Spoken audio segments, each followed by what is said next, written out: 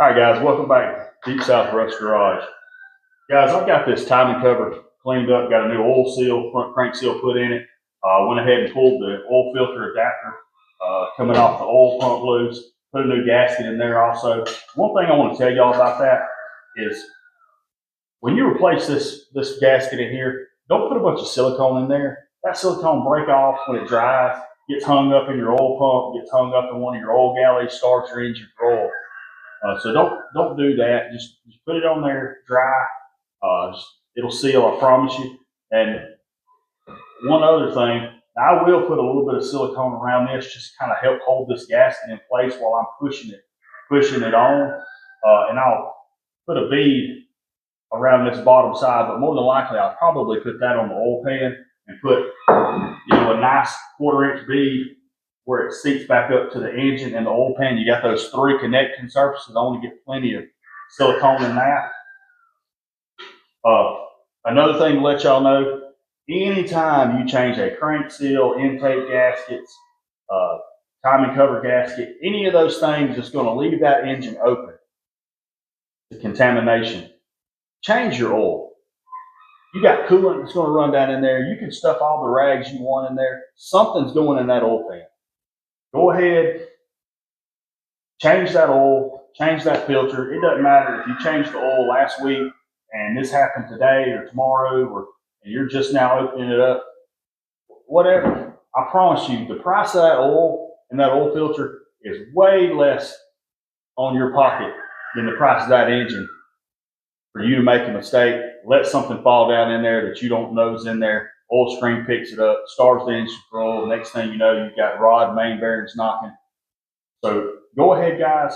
Make sure you change that oil. Listen, we're going to move on with this project. We're going to get this thing siliconed up. I'm going to bring you guys in here a little closer where y'all can see. So give me just a minute. All right, guys, we're fixing to slide this timing cover on. I've got everything kind of siliconed up, everything where I think it's going to hold, and we won't have any issues with leaks. I went ahead and slid my gasket up on there and kind of got it lined up where I'm going to need it. So we're going to slide this thing on.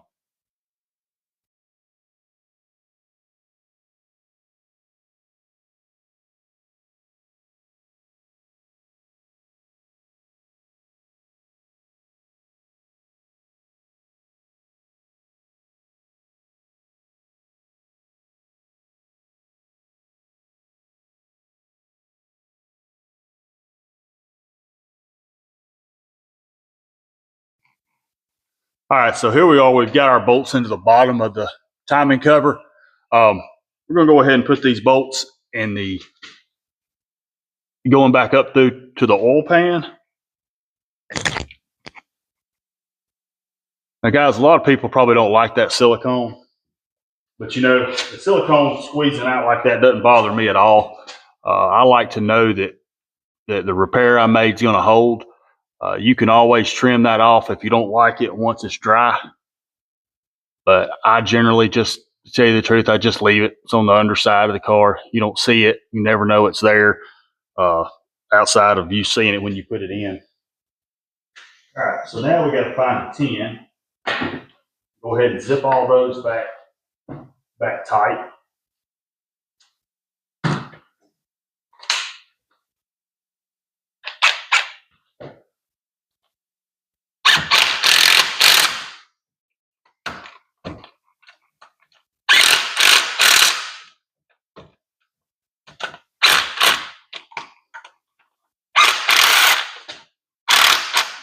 Some of these bolts are very easily rounded off. It's a very soft metal that they use.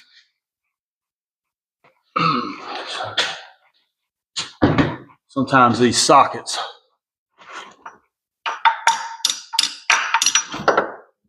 all right, there she popped loose. All right.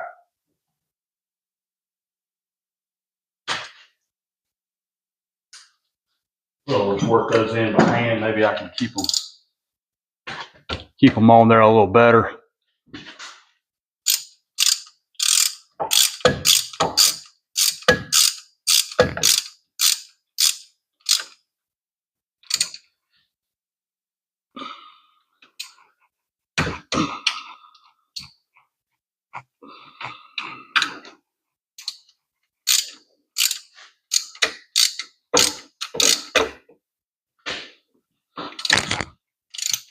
That right there is that bolt that was giving me some problems coming out.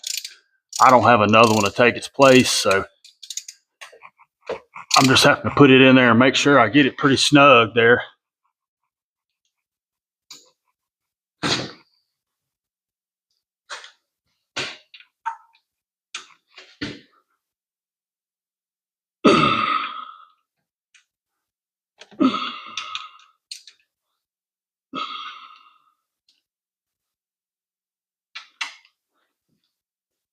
All right, guys,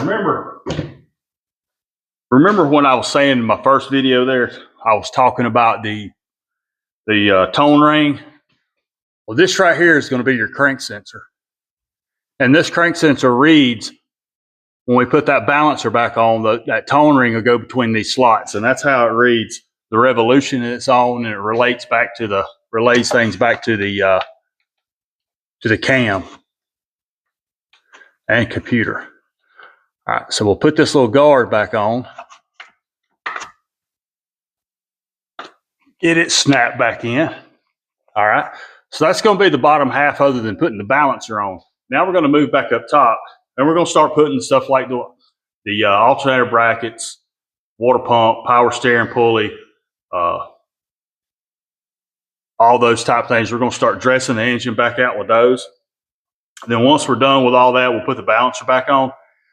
We'll get everything back together. Then we're going to drain this oil down and change it before we put any coolant or do anything else. We want to make sure we remember to change that oil. All right, now here we are reinstalling the water pump. We'll go ahead and get all my short bolts started first.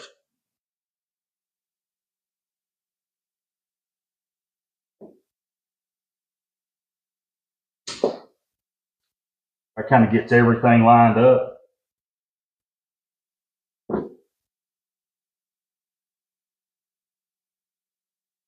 Then we'll start these longer ones. Now I like to put a little bit of sealant on my larger bolts, the ones that's going to be going through that coolant jacket there, just to be sure that that those are going to seal off properly.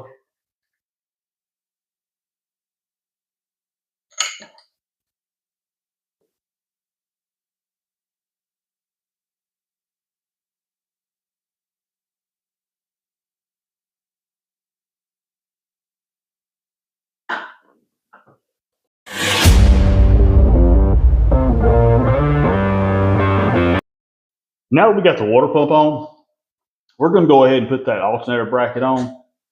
And remember, you got those 90-degree elbows right there, and they've got O-rings on them. Well, the elbows are in pretty good shape on this car. Somebody's replaced them, I don't know, fairly recently.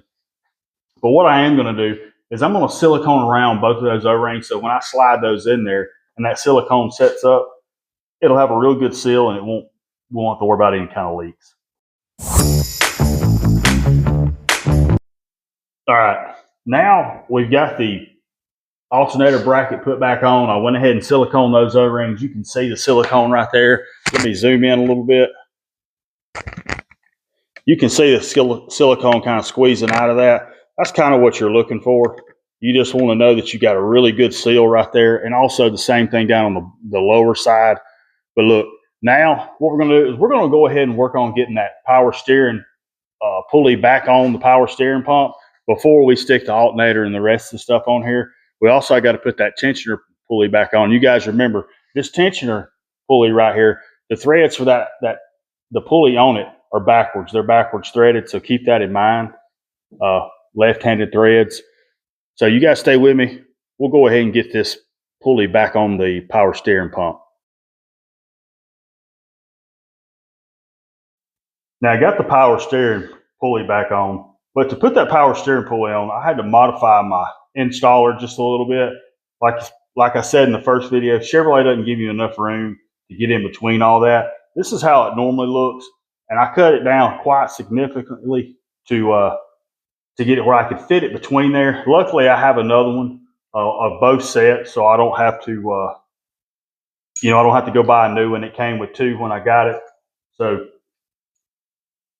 I don't have to. I still got a full size one to use if I can, but You would like to see Chevrolet give us a little more room between the frame to do that kind of stuff. I know that a lot of times they want you to drop the engine down a little bit or raise it up to be able to get to it, but that's not really necessary.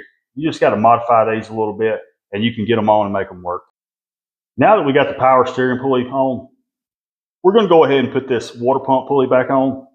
Now keep in mind, you can get these pretty snug and you can hold this, but it's better to always keep in mind, once you get this belt on, go ahead and retighten these so you have something holding it. If you put a pry bar or something behind it, be very careful. You can bend that shaft right there and it could cause you a lot more issues, water pump leaking, or maybe even excessive wear on your belt, or your belt continue to come off if you don't, if you put a lot of pressure on and you bend that shaft.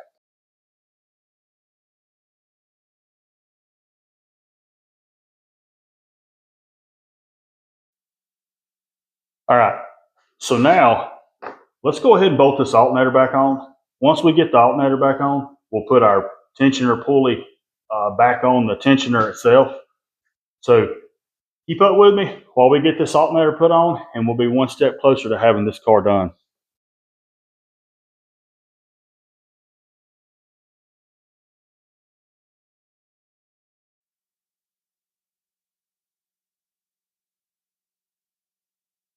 So now that we got the alternator back on, we put this bracket back on that holds for your torque arm on the top of your engine, and we've also put the coil back on.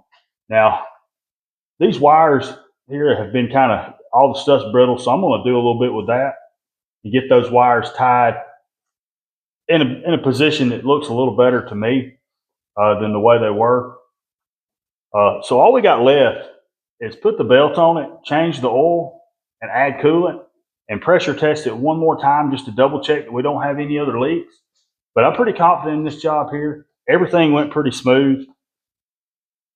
So other than those couple of things, this job's done. Everything's back together outside of the belt. So if you guys, I appreciate all of you for watching. Please like, share, and subscribe. Until then, you guys keep turning wrenches. Deep South's out.